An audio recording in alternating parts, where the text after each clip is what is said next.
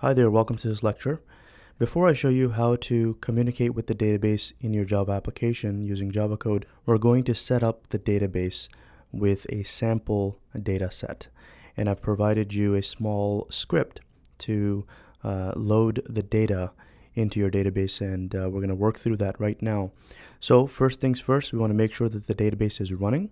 So if you go to your system preferences, click on that Apple sign on the top left and system preferences, and if you're using Windows, the steps are going to be slightly different, but just locate your MySQL database, which for me is right here in the Mac. Notice this icon right here. So if I click it, I want to make sure that this is running. Okay, so since this is running, I can start the IDE that I downloaded to connect to the database, and that IDE, if you recall, that was called MySQL Workbench, and that's in my applications. So if I go to my applications, let's look for the MySQL Workbench. I'm just going to type in M to quickly locate it, and here it is, MySQL Workbench. So let's double click it and get this started. Click on Open, and I'll just close this applications folder. We don't need that. And this is the default connection that I named in the previous lecture. So you should have this configured if you were following along. And this is the root username. And remember, when we were installing the MySQL database on this machine, it provided us a temporary password. And then when we logged into this connection the first time, we had to change that temporary password. And I changed it to password 123. So that's the same password we're going to use to connect to this root connection. So let's just double click there, and then it's asking us for that password, which I had changed to password 123. Okay, and just hit OK. So there we go. This is our MySQL Workbench IDE to connect to the database. We can type in SQL commands. So I'm going to give you a quick overview of SQL. This is not a SQL course, so I don't want to go off track here. I want to keep the focus on Java. If you want to learn SQL, you can take my other course, which is titled the Complete Oracle SQL Certification Course. That's also available on Udemy, as well as on my website, jobreadyprogrammer.com. So let me expand this window here and start typing the script that I provided in the resources for this lecture. I have it off screen here. I'm going to paste it, and this is a script that will help us create that database and load some sample data. So I'm going to walk you through each one of these lines of code here. This is all SQL. So the first line is to create the database, and I called it employees database. So we have to execute this line by line. So I'm going to highlight this line and then click on this Thunderbolt button. Click that, and notice on the bottom it's saying create database, employees database. So one row affected. So that means that we've created the database.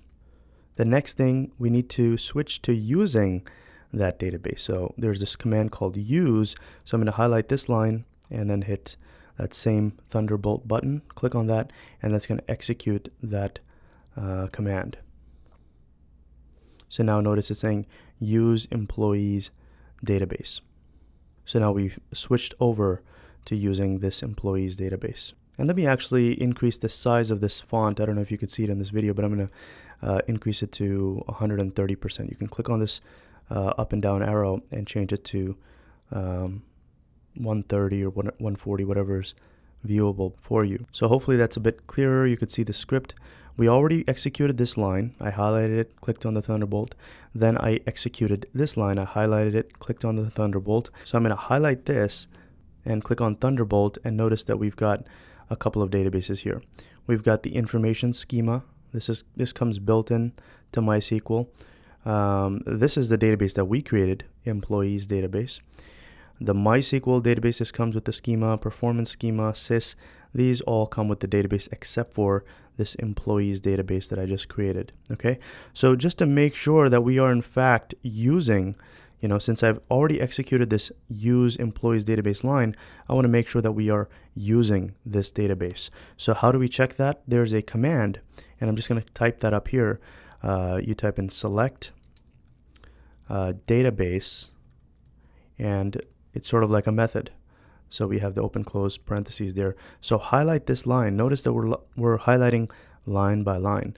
So highlight that and hit this execution button, and notice that it's saying that we are using, right, we're using this employees database. Okay, so inside of this employees database, I need to create a table. And this table is nothing but, think of it as sort of like an Excel spreadsheet. That's literally how I want you to think about the data that goes in a database table. It's like an Excel spreadsheet. So I'm just going to highlight this line, this entire, the reason why I call it one line is because notice the semicolon is at the end, okay? So when you see a semicolon, that's the end of the particular statement. This is a create table statement. This will create a table called employees underscore TBL, and it's going to create it in our employees database, and it has a couple of columns. It has the ID column, the name, the department, the salary. So basically it's just employee information. And don't worry too much about this. This is just basically giving a unique identifier to every single row, and we gave that column the title ID. Okay, so to run this statement, I can't just run it line by line here. I need to highlight everything because this together makes up one entire statement because of the semicolon at the end. Okay, so this entire thing is one statement. I'm going to highlight that, hit the execute button, and notice it's saying on the bottom here, you could see the notes. It's saying create table employees TBL. Okay, so it created that table. So just to make sure that that table made its way into the database, if I go to show tables, if I type this line, highlight it, and then run the execute button, notice it's showing that this is the table in the employees database. See, it says tables in employees database, and this is the table that we just created. So let me press this X button that will stop showing us the results. So we've got this table in this database. All right, now to load this table with data, I need to execute these insert statements. Okay, and we have a handful of these. So the first line here is going to insert into this table that we just created with these values. So this 100 is going to go into the ID column. The name Michael is going to go into the name column.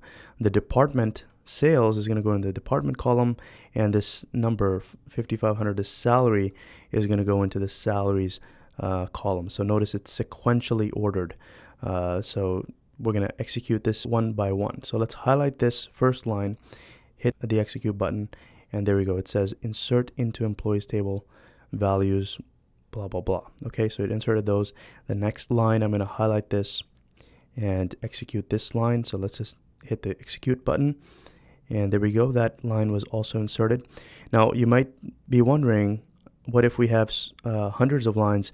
This is tedious if I have to highlight one line at a time. So there is a shortcut. You can actually highlight all of these lines. Right now we have, I've already executed the first two. These right here I have not executed yet. And notice that, this is, each one of these is a separate statement. The insert statement, insert statement, insert statement, and it ends with a semicolon. So I can highlight multiple statements in one shot. Now, before I execute this, I just noticed that I've got a problem in this statement. Notice that the IDs here, 100, 200, 300, these are uniquely going to identify each row, right? These are unique identifiers for every single employee in our database. So this last line here, Romeo that works in the legal department, his salary is 5,400. His ID is the same as Peter, who works in HR. So I need to change this. I'm just going to increment that to 700. Okay. I'm glad I caught that before executing that statement. So let me highlight this again. You won't see that error in your script, by the way. So anyway, I'm going to highlight this again, and to run all of these statements at once in one execution, you can click on that same execution button, which is right here. Notice when I put my mouse on this Thunderbolt button, it's saying execute the selected portion of the script. All right, that's what it says. So we have to select the portion of the script that we want first and then run this button. So I'm just going to highlight all of these and then hit that button. And boom, there we go. All of those records. We've got John, Samuel, Beth, Peter, Romeo. All of these guys made it into the employees table. So hopefully you were following along and you were able to execute this script, and I gave some extra details, and hopefully you were testing some of this stuff out. If you made a mistake, you can drop this database. or delete this table. And you can look those statements up. They're not hard. But if you want to drop this database, you could do drop database and then type in employees underscore database. All right, and that's just going to get rid of all of the data, or it's going to get rid of this employees table. It's going to get rid of the data that we inserted, everything, and then you can start again if you choose to. So I'm not gonna run this because we executed all of this fine, but it's just a way for you to revert back if you ever run into an issue with executing some of these statements. Okay, you can drop the database, or you could drop this table and create it again. So these were statements to create the database, create the table, and insert data into the table. Let me show you how to view that data. All right, and this is where JDBC is going to be helpful. When we get to it, you're going to be able to query the database using SQL, and that data could come from the database into your application. You can also update the data. You can insert data as well as delete data and run procedures and functions within your Java application. So there's no limitation to what you can do in terms of interacting with the database. But that's stuff for more database experienced developers. You don't have to be a pro at databases to use JDBC, as long as you understand these basics. So let me get rid of that entire script, and now let me query the table that we created. So to query, we just use this select statement. You type in select, and then you type in star, and then you can do from the particular table, and the table is called employees underscore TBL. And notice the syntax here. The select and from does not have to be capital. I just like to see it in capital, but you can have this in lowercase as well if you'd like, the select and the from. So we got select star from employees table. So let's just highlight this and run that Thunderbolt button, and notice that this is our data in the table. So we've got Michael, Cassandra, Samuel, John. It has their departments, it has the salaries, as well as their employee ID or whatever. Okay. Now this on the bottom here, this is just sort of a logging to the screen what we are doing, similar to logging to the console in a Java application. This is basically logging all of our activity that we are performing with this database. So it's not necessary to see this. I'm just going to click on this button on the top right with a blue bar on the bottom. Click that middle button, and there you go. That logging disappears. And I'm just going to sort of move this grid a little bit to the bottom so it's more reader friendly. So this is our data, and this is how you can query the table. So instead of the star, which is going to give us all of the columns, this is considered a wildcard, and it just says give me everything. So instead of all of the columns, I just want to see two columns. For example, I want to see the name column and the department DEPT column from the employees table, and this is how I would do that.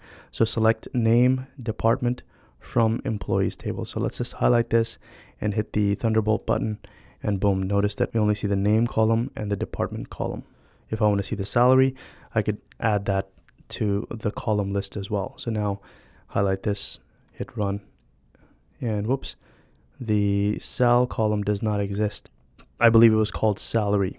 So let me spell that properly. We want to make sure we get the column names correct.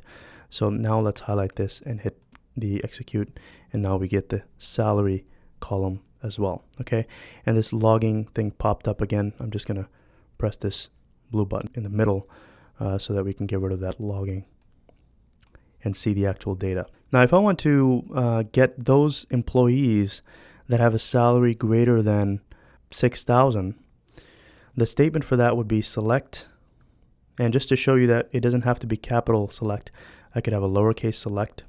Select star, give me all the columns. Select star from employee underscore TBL, where, right, this is a new keyword that we're seeing in the SQL language, where the salary is greater than 5,000. Okay, so highlight this statement and hit the execute, and there we go. Now we only see employees that make more than $5,000. You can even do an equal sign here to get those employees that have the salary 5,000. So let's highlight this and hit the execute, and notice there's only one employee that's making 5,000. His name is Peter. He works in the HR department. And notice that because of the star, all of the columns are showing, all right? If I want to just see the name and the department, I could just do name, comma, department, DEPT, and that will just give me the name column and the department column. So let me highlight this and hit the execute, and notice now we only see Peter and HR. So if you want to learn more about SQL, you can visit the site called Tech on the Net. And this is a great site. I'm going to have it here on the screen for a second. Visit this website if you want to learn more about SQL, and you just have to go to the MySQL database section, and you can learn all about these commands. There's commands for updating the data, there's commands for deleting the data, and writing all kinds of queries. So this right here is considered a query. That's what people refer to it as, because it's essentially a question we are asking the database.